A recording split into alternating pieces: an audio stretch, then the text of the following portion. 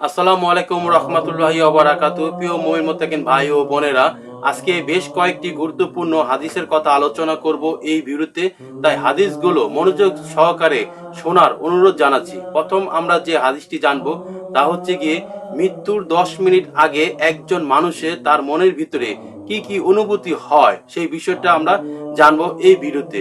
1 নম্বর যে অনুভূতিটা হয় তা হচ্ছে গিয়ে নামাজগুলো চোখের সামনে ভেসে উঠবে। নামাজগুলো তার চোখের সামনে ভেসে উঠবে, সেই নামাজগুলো সে পড়েছিল নাকি পড়েনি। 2 নম্বর, যাদেরকে সে কষ্ট দিয়েছিল তারা তার মৃত্যুর সময় তাকে ক্ষমা করেছে নাকি ক্ষমা করেনি। 3 নম্বর, যাদের ভালোবাসতে গিয়ে সে এখন জান্নাতে যাবে নাকি জাহান্নামে যাবে।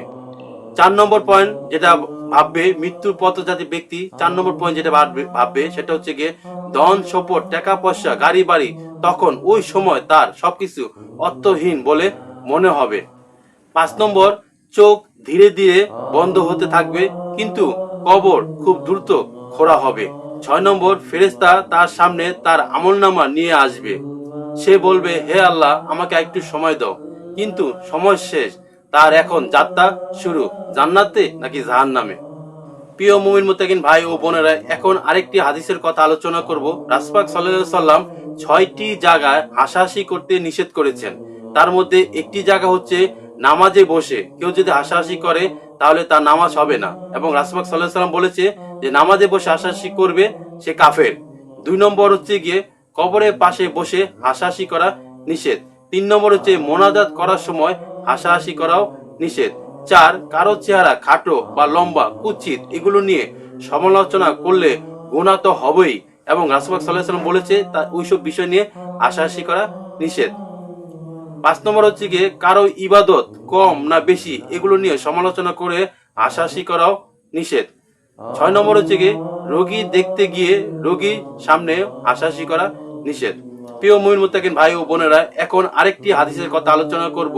রাসূল পাক সাল্লাল্লাহু আলাইহি ওয়াসাল্লাম বলেছেন, স্ত্রী যদি 5টি বিষয় পালন করে তাহলে সে জান্নাতে যেতে পারবে। তাহলে সেই 5টি বিষয় কি প্রত্যেকটা নারীর জানা দরকার। প্রথম যে বিষয় তা হচ্ছে গিয়ে নামাজ ঠিক মতন পড়তে হবে। 2, রোজা পালন করতে হবে। 3, স্বামীকে সম্মান করতে হবে। 4, আল্লাহর হেফাজতের জন্য পবিত্র থাকতে হবে। 5, স্বামীর সাথে হকদারি কথা ও ভালো ব্যবহার করতে হবে। যদি এইসব বিষয় নারী পালন করে তাহলে অবশ্যই সে নারী জান্নাতে যেতে পারবে, তা না হলে সে নারী চিরস্থায়ী ঠিকানা হচ্ছে জাহান্নাম। প্রিয় মুমিন মুত্তাকিন ভাই ও বোনেরা, এখন আরেকটি হাদিস জানবো। তা হচ্ছে রাসূল পাক সাল্লাল্লাহু আলাইহি ওয়াসাল্লাম বলেছেন, যাদেরকে আমি সবচেয়ে বেশি ঘৃণা করি মানে অপছন্দ করি, 3 ব্যক্তিকে রাসূল পাক সাল্লাল্লাহু আলাইহি ওয়াসাল্লাম অপছন্দ করে।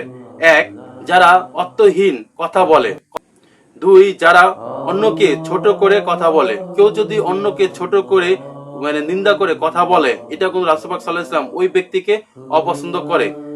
3 নম্বর হচ্ছে গিয়ে যারা কথা বলার সময় অহংকার করে কথা বলে। যে ব্যক্তি কথা বলার সময় অন্য কারোর সাথে কথা বলার সময় অহংকার পোষণ করে কথা বলে, ওই ব্যক্তিকে আল্লাহ পাক তো পছন্দ করেও না, আমাদের প্রিয় নবী রাসূল পাক সাল্লাল্লাহু আলাইহি ওয়াসাল্লামও পছন্দ করে না। প্রিয় মুমিন মুত্তাকিন ভাই ও বোনেরা, এই ছিল ছোট ছোট কয়েকটি হাদিস বলার চেষ্টা করেছি। এই হাদিসগুলো মানা আমাদের অত্যন্ত কর্তব্য। সুতরাং হাদিসগুলো আমরা মানবো এবং সেই অনুযায়ী আমাদের জীবনটাকে পরিচালনা করব। সবাই ভালো থাকবেন, সুস্থ থাকবেন এবং ভিডিওটিকে লাইক এবং সাবস্ক্রাইব করে দিবেন। আসসালামু আলাইকুম রহমতুল্লাহি ওয়া বারাকাতুহু।